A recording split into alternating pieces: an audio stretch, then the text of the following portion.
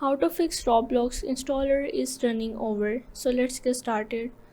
So firstly you have to go into your Windows and here you have to search for the Roblox. Now here you have to go in this open file location. Now right click on this Roblox player and again go in the open file location. Now here you have to go in the Roblox player beta.exe. Again right click on it and go in this properties.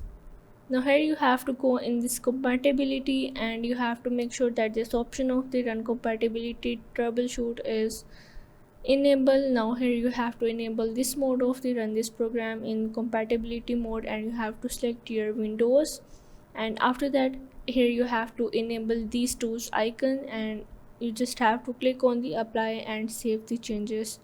So once you save the changes you have to restart your computer and after that you are able to fix this issue. So if this video helped you out, make sure to like and subscribe the channel and see you in the next video.